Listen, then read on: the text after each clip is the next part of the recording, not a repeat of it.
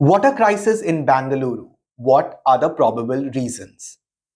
A tour of the night sky or astronomy tourism. What is happening in Ladakh? Food test for pathogens. What's new? Hello everyone, I am Manas Srivastav and I'm here with the three must reads from the Indian Express today. Now, competitive examinations, yeah, questions in the competitive examinations are not far from the real situation. They are carved out from what is happening around us. Similarly, we can say for the news in the newspaper. And therefore, it becomes important to keep yourself in the center, in the middle of that news, and try to understand that news from the perspective of not only a reader, but also from a person who is facing that problem. Now, here is my first pick, which is, a lead to this conversation or this discussion, which I just did with you. Now, when you come to the explained page, there is my first pick, which talks about water crisis issue in Bangalore. Okay, this is a major news, a major challenge, a major problem which has been explained. दो चीजें बताई गई हैं, reasons बताए गए हैं और दूसरा एक आध solutions बताए गए हैं.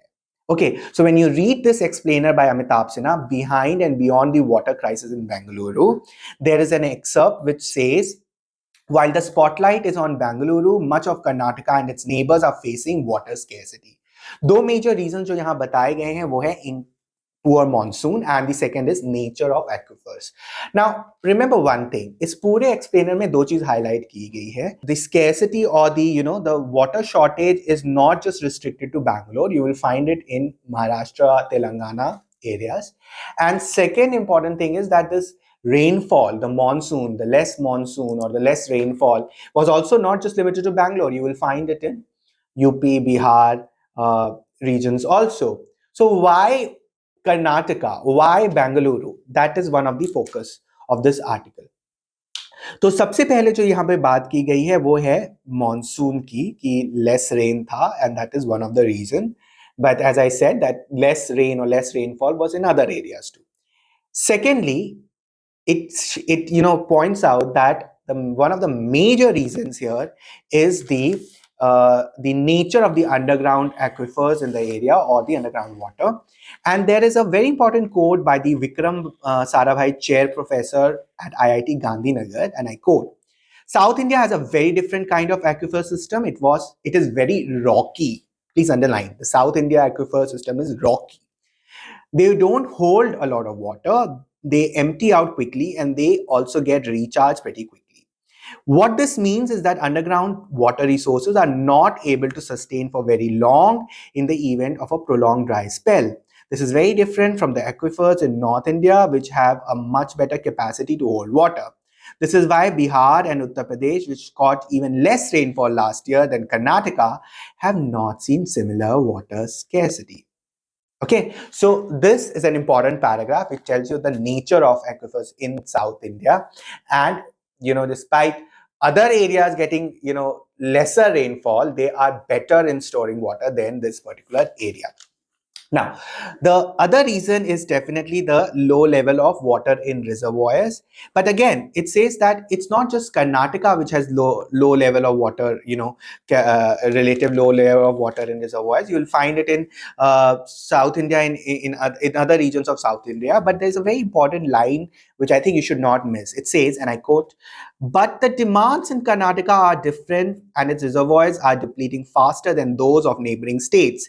The state is being forced to draw more from the reserves even before the start of summer season. This is one of a habitual reason, the habit reason, which has been quoted here. It is a very important point to keep in mind. Then we come to solutions. So when we try to look at the solutions, there are long-term structural problems like unregulated construction, systematic destruction of lakes, hindrance to the natural underground flow of water, and climate change, and the availability of water in Bangalore, which is affected by all these reasons. But there is one important point which is being mentioned here. ये एक view भी हो सकता है, तो but it is a important consideration which you should keep in mind. And the last paragraph tells us, what does it say? It quotes an expert and it says, The key obviously is to put value on water. It is not a free resource. Low or optimum consumption needs to be incentivized while wastage must be discouraged. How this is done is a matter of policy choice, but the use of groundwater through the use of household pumps, for example, needs to be discouraged and minimized. So this is one of the solution which is being told, or बता रहे हैं कि इस सारी इस situation को कैसे control में किया जा सकता है. There can be other factors also, there can be other solutions also, which you should keep on reading. But an important explainer, because it is addressing one of the most crucial issues of the time, and at the same time it is also not just highlighting scientific and environment related thing, but it is also talking about your behavioral issue also. Also, what is the difference between North and South India aquifers and other related things? सारी जानकारी आपको यहाँ मिलती है. That is why this is my first pick. Now let's come to the second pick of today. My second pick is actually coming from the front page, and when I go to the front page, reminds me of a video which I did last year, and this is back in news again. In Ladakh, astronomy ambassadors are trained to offer a tour of the night sky. So this is the Ladakh region, and we are talking about a night sky tour, and this is actually a part of astronomy tourism. Now when you read this story by Anjali Marar, uh, it is a conversational based introduction, and you might not engage so much there, but just to get a feel that what is happening, you should look at it. And the real thing starts in the end of this page, when it says that in October 2022, 24 ambassadors from Hanle village, including 18 women, remember the name of the village is important, were handpicked as astronomy ambassadors and trained in basic astronomy to boost India's first ever astronomy tourism promotion in Ladakh. So it is not only India's first ever, but also when we talk about the first dark sky reservoir, it's Southeast Asia's first. Okay, and therefore it says each of the ambassadors has been equipped with an 8-inch telescope. Now these lines are important. Astronomy tourism is a joint initiative by Ladakh Union Territory Administration and Bangalore based Indian Institute of Astrophysics, which is IIA. Now, the next two paragraphs are again very informative. Hanle offers one of the most pristine, breathtaking, and darkest night skies in the country. In September 2022, a 22-kilometer radius around Hanle was declared as India's, also Southeast Asia's. Please remember these words, okay? Not only India's, but also Southeast Asia's first dark sky reservoir. Now, there's also mention of something else related to it, and this is not in Ladakh. This place which is mentioned is in Maharashtra. Therefore, your eye should catch these lines very quickly, and it is saying that designating as an area as a dark sky reserve or a dark sky park, Maharashtra's Pench Tiger Reserve or PTR was recently declared India's first dark sky park. It's driven by the need to shield the night sky. Since a dark sky reserve limit lights pollution, similar restrictions came into effect after the Hanle Dark Sky Reserve SDSR was notified in December 2022. This included all vehicles users dimming their headlights upon entering HDSR, requesting local homes to use soft lights, and supplying homes in Hanle with thick window screens and curtains. So why this is important, it's not just because of Ladakh and astronomy tourism or Hanle village, but also you should now also search and look for light pollution. So you've heard about different kinds of pollutions in the past.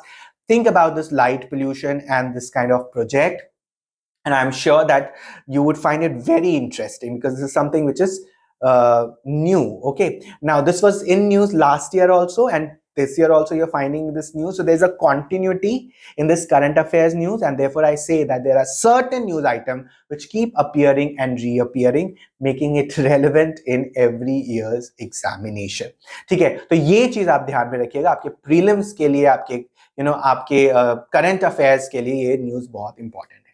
Now my last pick actually comes from a page, and I think ये unnoticed जा सकता था आप लोगों से, but I thought that from the perspective of prelims, current affairs, or science and technology, health issues become very important. This is Express Network पे आपको एक news मिलेगी अनुना दत्त की, which says FSSAI sets up lab network to test food for pathogens. So if you read the introduction, you would get to know that with food poisoning and diarrhea becoming a common occurrence, the Food Safety and Standards Authority of India is working towards creating a network of 34 microbiology labs across the country that will be equipped to test food products for 10 pathogens, including E. coli, Salmonella, and Listeria. Now, see, what I mean to tell you here is obviously कभी कभी कुछ exams में पूछे जा सकते हैं कि labs कौन कौन से स्टेट्स में बन रहे हैं, ठीक है, but then this is health related issue and then you have biology also involved here. So ये जो 3 पैथोजेंस हैं, okay, 10 pathogen are important, but यहाँ 3 pathogens के नाम दिए हुए हैं. You should know about them. They can simply ask what are these. Okay, तो ये चीज आपको ध्यान में रखनी है. एंड एक पैराग्राफ है वहां जहां पे बात की जा रही है the most common outbreaks in the country की. तो उसमें देखिए, data from the national centre for disease control, which track the trajectory of several diseases every week, show that acute diarrheal diseases and food poisoning were the 2 most common outbreaks in the country. Now, these are the 2 most common, and remember that these are certain diseases जो कभी-कभी unnoticed चले जाती हैं. People do not take care of it so much, and therefore sometimes it's the state's responsibility to work for it. Okay, now there are 34 biology lab in 24 states जो कि mention है एक table में. Just have a look at it and prepare this beyond the headline. Go beyond the headlines, try to know about these pathogens a little bit, and I think the purpose of reading this news will be solved. That's all from me today. I'll come back tomorrow again with 3 must reads from the Indian Express. You can also write to me at manas.srivastav@indianexpress.com. Think smart, work hard, conquer your goal. Bye-bye.